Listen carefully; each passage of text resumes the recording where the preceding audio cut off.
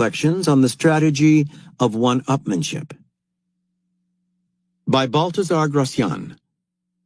Life is war against the malice of men. From the Strategies of Psychotherapy by J. Haley. First of all, a complete definition of the technical term one-upmanship would fill, and in fact has filled, a rather large encyclopedia. It can be defined briefly here as the art of placing a person one down. The term one down is technically defined as that psychological state which exists in an individual who is not one up on another person. To phrase these terms in popular language, at the risk of losing scientific rigor, it can be said that in any human relationship, and indeed among other mammals, one person is constantly maneuvering to imply that he is in a superior position to the other person in the relationship. This superior position does not necessarily mean superior in social status or economic position. Many servants are masters at putting their employers one down. Nor does it imply intellectual superiority, as any intellectual knows who has been put one down by a muscular garbage collector in a bout of Indian wrestling. Superior position is a relative term which is continually being defined and redefined by the ongoing relationship. Maneuvers to achieve superior position may be crude, or they may be infinitely subtle. For example, one is not usually in a superior position if he must ask another person for something, yet he can ask for it in such a way that he is implying, "This is, of course, what I deserve." From The Complete Upmanship by Stephen Potter. How to be one up.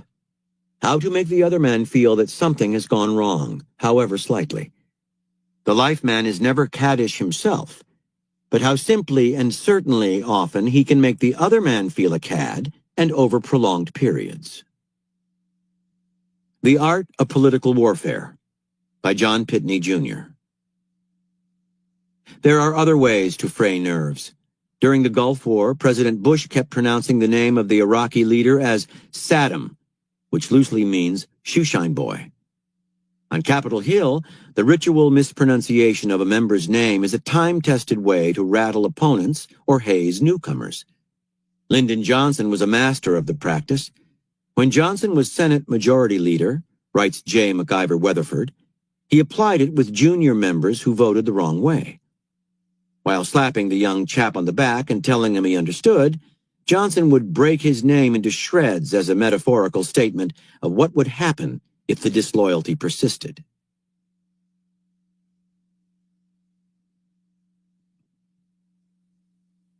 From The Complete Upmanship by Stephen Potter.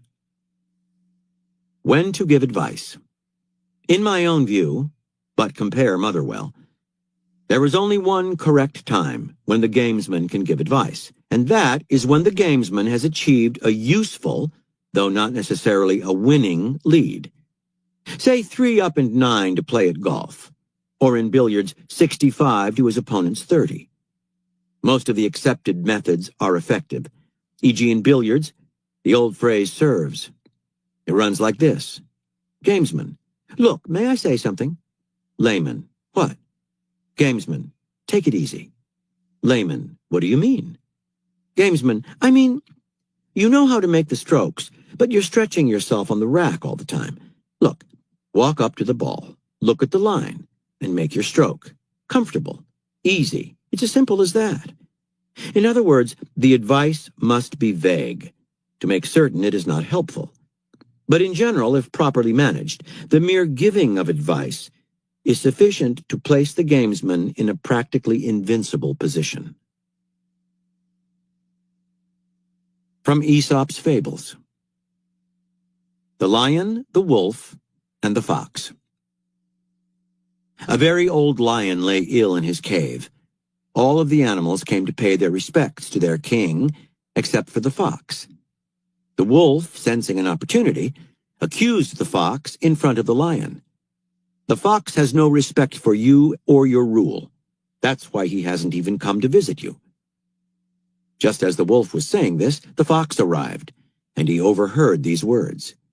Then the lion roared in rage at him, but the fox managed to say in his own defense, "And who of all of those who have gathered here has rendered your majesty as much service as I have done?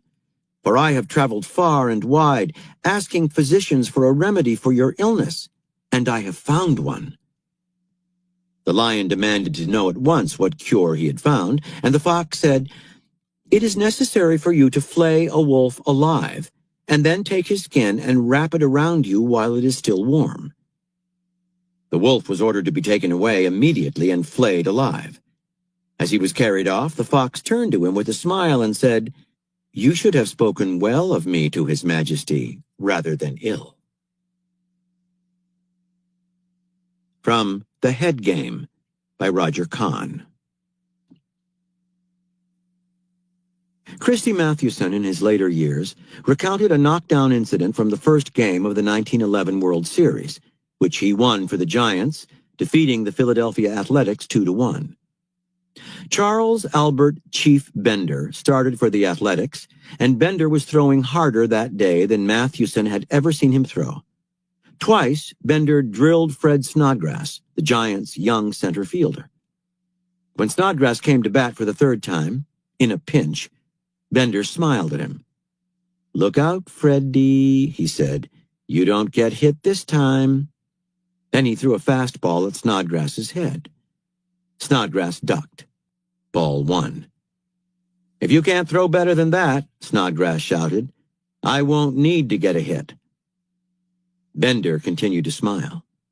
He had perfect teeth, Mathewson remembered.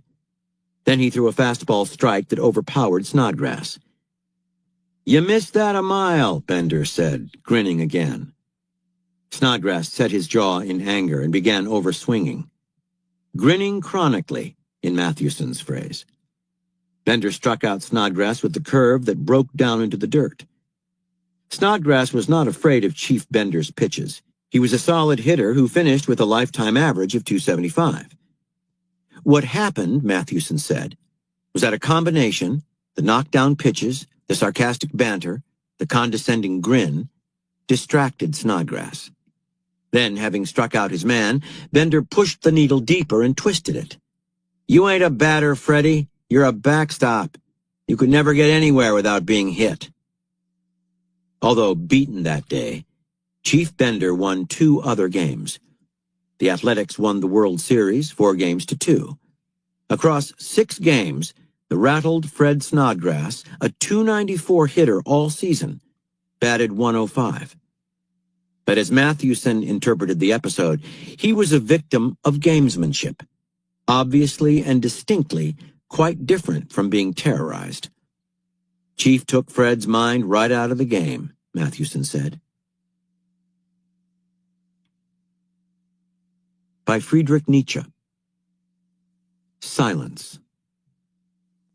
The way of replying to a polemical attack, the most unpleasant for both parties, is to get annoyed and stay silent, for the attacker usually interprets the silence as a sign of contempt. From The Complete Upmanship by Stephen Potter. Glaciation is the name for the set of gambits which are designed to induce an awkward silence, or at any rate a disinclination to talk, on the part of possible opponents. The freezing effects of these gambits is sometimes of immense power. If someone else tells a funny story, do not, whatever happens, tell your own funny story in reply, but listen intently, and not only refrain from laughing or smiling, but make no response, change of expression, or movement whatever. The teller of the funny story, whatever the nature of his joke, will then suddenly feel that what he has said is in bad taste. Press home your advantage. If he is a stranger and has told a story about a man with one leg, it is no bad thing to pretend that one of your own legs is false, or at any rate that you have a severe limp. This will certainly silence opponent for the rest of the evening. If, for instance, someone is being really funny or witty, and there is a really pleasant atmosphere of hearty and explosive laughter, then A, join in the laughter at first. Next, B, gradually become silent.